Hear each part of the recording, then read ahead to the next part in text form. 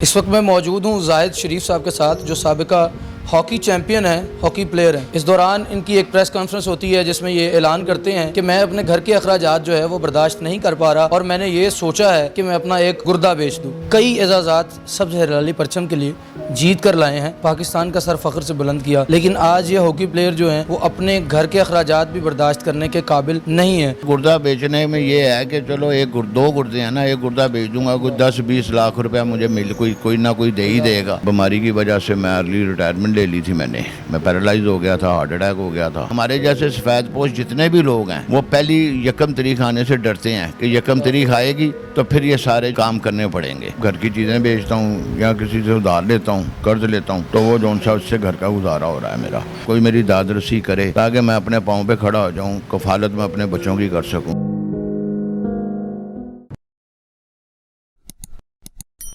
بسم اللہ الرحمن الرحیم۔ جس عہد میں لٹ جائے فقیروں کی کمائی، اس عہد کے سلطان سے کوئی بھول ہوئی ہے۔ اس وقت میں موجود ہوں زاہد شریف صاحب کے ساتھ جو سابقہ ہاکی چیمپئن ہیں، ہاکی پلیئر ہیں۔ ان دنوں یہ شدید مشکلات کا شکار ہیں اور روزگار جو ہے ان کی ضعیفی کی وجہ سے آپ دیکھتے ہیں کہ کمانا ایک بڑا اہم مسئلہ بن چکا ہے۔ اس دوران ان کی ایک پریس کانفرنس ہوتی ہے جس میں یہ اعلان کرتے ہیں کہ میں اپنے گھر کے اخراجات جو ہے وہ برداشت نہیں کر پا رہا اور میں نے یہ سوچا ہے کہ میں اپنا ایک گردہ بیچ دوں۔ لیکن یہاں سوال پیدا ہوتا ہے، کیا ایک گردہ بیچنے کے بعد مسائل حل ہو جائیں گے؟ کیا ایک گردہ بیچنے کے بعد اگلا مرحلہ کیا ہوگا؟ آگے ہم کتنے اعضاء اپنے بیچیں گے؟ کیا اس طرح سے جو ہے مشکلیں دور ہو جائیں گی؟ آج زاہد شریف صاحب کے پاس موجود ہوں اور میں چاہتا ہوں کہ ان کی اپیل حکام بالا تک پہنچے، ایوانوں تک پہنچے، جہاں پر ہماری تقدیر کے فیصلے ہوتے ہیں وہاں تک لازمی پہنچے۔ زاہد صاحب سے بات کرتے ہیں اور جانتے ہیں سارے مسائل ہیں کہ السلام علیکم جی۔ وعلیکم السلام۔ سر سب سے پہلے اپنا تعارف تو کروائیے کہ بطور ہاکی پلیئر کیا کیا خدمات انجام دے چکے ہیں؟ میں جی پاکستان سے 1987 سے لے کے 1991 تک دسمبر تک کھیلا ہوں، جس میں اولمپک ہے، ورلڈ کپ ہے، چیمپئنز ٹرافی ہے، ایشین گیمز ہے، ایشیا کپ ہے۔ میرے پاس 5 گولڈ میڈل ہیں جی، جس میں ایشین گیمز کا گولڈ میڈل ہے، 2 انڈیا سے ہم جیت کر آئے تھے، ایک ایشیا کپ جیت کر آئے تھے، ایک Indira Gandhi world international tournament تھا لکھنؤ میں، وہ جیت کر آئے تھے۔ ایک میرے پاس BMW ٹرافی کا ٹورنامنٹ ہے، ایک میرا 8 نیشن ہاکی کا ٹورنامنٹ ہے۔ یہ 5 گولڈ میڈل ہیں، 2 سلور ہیں، ایک چیمپئنز ٹرافی 88 جو لاہور میں ہوئی تھی، گولڈ ایوریج میں ہم نمبر 2 ہو گئے تھے، اس کا سلور میڈل ہے، ایک اذلان شاہ کا سلور میڈل ہے۔ برونز میڈل میرے پاس جونیئر ورلڈ کپ کا ہے جو کینیڈا میں ہوا تھا 1984 میں، اور ایک میرے پاس 4 نیشن ٹورنامنٹ تھا، اس کا وہ ہے، وہ بھی جونیئر تھا، اس کا ایک برونز میڈل ہے۔ اور 5 گولڈ میڈل ہیں، 2 سلور ہیں اور 2 برونز میڈل۔ کئی سمندر عبور کیے، کئی سرحدیں پار کیں اور ملک کا جھنڈا جو ہے وہ لہرایا۔ اور آپ کو پتہ ہے پاکستان اور انڈیا ایک روایتی حریف ہیں کھیلوں میں، جس طرح سے ایک ہوا بنایا جاتا ہے کرکٹ کا اور دیگر کھیلوں کا۔ پاکستان اور انڈیا کے مابین میچوں میں آپ کا کپ جیتنا، میں سمجھتا ہوں یہ بہت بڑے اعزاز ہوتے ہیں قوم کے لیے، لیکن اس اعزاز کا جو ہے آپ کو فیڈ بیک کیا مل رہا ہے اس وقت؟ نہیں، کچھ بھی نہیں مل رہا مجھے نہیں، پوری ہاکی ٹیم، ہاکی والوں کو کچھ نہیں ملتا۔ میں جب پاکستان سے ہاکی کھیلا ہوں، جو پاکستان میں کوئی ٹورنامنٹ ہوتے تھے ان میں 20 روپے پر ڈے ملتے تھے ہمیں، اور جب باہر کے ملکوں میں جائے، اولمپک ہو، ایشین گیمز ہو، کوئی بھی ٹورنامنٹ ہو، وہ $10 پر ڈے کے حساب سے ملتے تھے۔ اگر 10 دن کا ٹورنامنٹ ہے تو $100 مل جاتے تھے، اگر 12 دن کا ٹورنامنٹ ہے تو $120 مل جاتے تھے۔ اس کے علاوہ اس وقت جاب مل جاتی تھی، PI میں مجھے جاب ملی تھی، وہ میں نے جاب کیا 28 سال، لیکن اس بیماری کی وجہ سے میں ارلی ریٹائرمنٹ لے لی تھی۔ میں پیرالائز ہو گیا تھا، ہارٹ اٹیک ہو گیا تھا، تو جس کی وجہ سے میں نے پھر ارلی ریٹائرمنٹ لے لی۔ اس کے مشکلات نے آپ کو گھیرے رکھا ہے، پیرالائز ہونا، ہارٹ اٹیک ہونا، پھر نوکری کا چلے جانا، اس کے باوجود آپ جو ہے وہ سنبھلتے رہے، اپنا آپ جو ہے وہ سنبھالتے رہے۔ لیکن ان دنوں پچھلے دنوں جو آپ نے کانفرنس کی اور اس میں یہ آپ نے جو نوید دی، جو اس میں آپ نے وعید دی کہ آپ اپنا گردہ بھیج دیں گے، سر یہ کیا اتنا آسان ہے؟ میں نے اس لیے کہا یہ نہیں، آسان کیا بھائی، آسان کیا ہے۔ میں نے تو اپنے سب سے پہلے آرمی چیف حافظ عاصم منیر صاحب سے گزارش کی ہے، کیونکہ آرمی جو ان سا کبھی بھی اپنے ہیروز کو اکیلا نہیں چھوڑتی، ان سے بھی گزارش کی ہے۔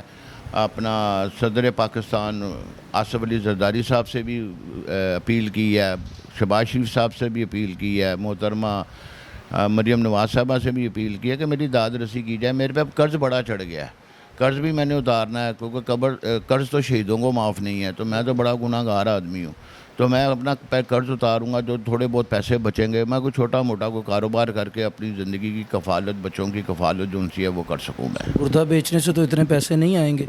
چلو گردہ بیچنے میں یہ ہے کہ چلو دو گردے ہیں نا، ایک گردہ بیچ دوں گا، کوئی 10-20 لاکھ روپے مجھے کوئی نہ کوئی دے ہی دے گا، اس میں سے کم از کم قرض تو اتر جائے گا نا۔ بچے کتنے ہیں؟ بیٹے ہیں؟ 2 بیٹے 2 بیٹیاں ہیں جی۔ جو بیٹے ہیں وہ کیا عمر ہے ان کی؟ ایک یہ اپنا 20-21 سال کا ہے، جاب لیس ہے، قرآن، دونوں بیٹے ماشاءاللہ قرآن حافظ ہیں، اس نے میٹرک کی ہے، اس کے بعد آگے نہیں پڑھا سکا میں اسے، اور چھوٹا جو ان سا ہے وہ 8ویں 9ویں میں پڑھ رہا ابھی، وہ بھی گھر بیٹھا ہوا ہے، بیٹی بھی گھر بیٹھی ہوئی ہے، فیس نہیں ہے، بچوں کی فیسیں ہوں تو بچہ اسکول بھیجتا ہے، تو نہیں جا سکتے اب۔ آپ جیسے بتا رہے ہیں کہ قرض جو ہے وہ آپ پہ چڑھتا جا رہا ہے، قرض بڑھتا جا رہا ہے، یہ قرض کا سارا معاملہ کیا ہے؟ کیسے اتنا قرض جو ہے آپ پر آ گیا؟ میں لازمی بات ہے، کوئی جاب نہیں ہے، کسی قسم کا وہ نہیں ہے، اخراجات تو گھر میں ہوتے ہی ہیں، بالکل ٹھیک ہے جی۔ بیمار بندہ ہو جائے تو ہم تو دعا کرتے ہیں یا اللہ کہ یہ نوبت ہی نہ آئے، تو جب بیمار بھی بندہ ہو جاتا ہے تو ڈاکٹر کے پاس بھی نہیں جا سکتے، پھر جائیں گے تو کسی سے قرض ہی لے کے جائیں گے، پھر کھانے پینے کا، بجلی کا جو بل ہے اس نے تو کمر توڑ دی ہے پورے پاکستان کی، میں نہیں، ساری پاکستان کی قوم عوام جو ان سے بیچاری پھنسی ہوئی ہے، تو بجلی کا بل نہیں دے سکتے، گیس کا بل نہیں دے سکتے، گھر کا کرایہ نہیں دے سکتے، بچوں کی فیسیں نہیں دے سکتے۔ جب یہ سارے پروسیس سے ہم نکلیں گے، یہ چیزیں پوری کر دیں، اس کے بعد کھانے پینے کی باری آتی ہے۔ تو کھانے پینے کا ہاں، کھانے پینے کا تو ہے ہی نہیں ہے، ہمارے جیسے سفید پوش جتنے بھی لوگ ہیں وہ پہلی 1 تاریخ آنے سے ڈرتے ہیں کہ 1 تاریخ آئے گی تو پھر یہ سارے جو ان سے ہیں کام کرنے پڑیں گے۔ ایک وقت آتا ہے کہ انسان کے جو بھائی بہن ہوتے ہیں وہ اس کا ساتھ دیتے دیتے تھک جاتے ہیں، کیونکہ وہ بھی انسان ہیں اور ان کے بھی اپنے مسائل ہیں۔ ایسے تمام مسائل میں یہ آپ میرے سامنے یہ میڈل رکھے ہوئے ہیں، یہ تمام میڈل ناظرین جو آپ اپنی کیمرہ سکرین پہ ملاحظہ فرما رہے ہیں، یہ وہ اعزازات ہیں جو انہوں نے مختلف ملکوں میں جا کر اس سبز ہلالی پرچم کے لیے جیتے ہیں۔ ابھی اور بھی میڈل پڑے ہیں لیکن ہمارے پاس جگہ اتنی نہیں ہے کہ پکڑ سکیں ان تمام میڈلز کو۔ یہ اتنے تمام تمغے جو ہیں، کیا یہ تمغے کھا کر گزارا ہوتا ہے؟ کیا یہ تمغے بیچ کر گزارا ہوتا ہے؟ کیا یہ تمغے لے کر جائیں اور بجلی کا بل نہیں کوئی لیتا؟ یہ تمام تمغے جو ہیں ان کے لیے محض لوہا اور لوہا ہی ہے، اس کے علاوہ ان کا کوئی پرپز اس وقت نظر نہیں آتا۔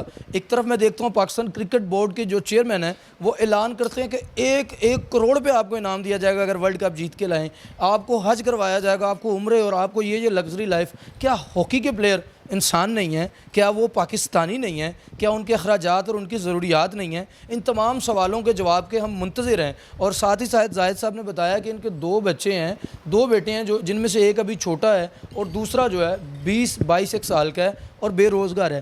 کیا اپیل کرتے ہیں حکومت سے؟ کیا مطالبہ کرتے ہیں؟ اور بطور پروفیشنل کھلاڑی آپ کیا سمجھتے ہیں کہ آپ کا کیا حق ہونا چاہیے؟ میں نے جی یہ میڈل پاکستان کے لیے، پاکستان کی طرف سے کھیلا ہوں تو پاکستان کو ملے ہیں، میرے پاس تو امانت ہیں یہ پاکستان کی۔ میرے بچہ جو ان سے یہ ہر جگہ جاتا ہے جاب کے لیے، جاب نہیں ملتی۔ بہن بھائیوں کے آپ نے بات کی ہے، وہ کب تک آپ کو قرض دیں گے یا کب تک آپ کی مدد کریں گے؟ تو جتنا کوئی کر سکتا تو انہوں نے کیا۔ اب گھر کی چیزیں بیچتا ہوں یا کسی سے ادھار لیتا ہوں، قرض لیتا ہوں، تو وہ جو ان سا اس سے گھر کا گزارا ہو رہا ہے میرا۔ تو میں نے درخواست کی ہے گورنمنٹ سے کہ کوئی میری داد رسی کرے تاکہ میں اپنے پاؤں پہ کھڑا ہو جاؤں، کفالت میں اپنے بچوں کی کر سکوں۔ میرا بڑا بیٹا ماشاءاللہ 22 سال کا ہے، وہ بھی میٹرک پاس ہے، اس سے بھی گزارش لوگوں کو جاب کے لیے کرتا ہوں تاکہ کم از کم وہ کہیں جاب لگ جائے تو کچھ گھر کا کوئی نظام ٹھیک ہو سکے۔ اچھا زاہد صاحب، مجھے یہ بتائیے کہ حکومت تو حکومت ہے، وہ ضرور مجھے یقین ہے کہ آپ کی داد رسی کرے گی، آپ تک پہنچے گی۔ اگر کوئی پرائیویٹ بندہ، کوئی پاکستانی محب وطن آپ کی خدمات کو دیکھتے ہوئے آپ سے رابطہ کرنا چاہے تو اپنا نمبر جو ہے ادھر مینشن کر دیں تاکہ آپ سے بلا واسطہ رابطہ۔ میں یہی عرض کر رہا تھا کہ میرا نمبر ہے 0317 4090 481، یہ واٹس ایپ کا بھی نمبر ہے۔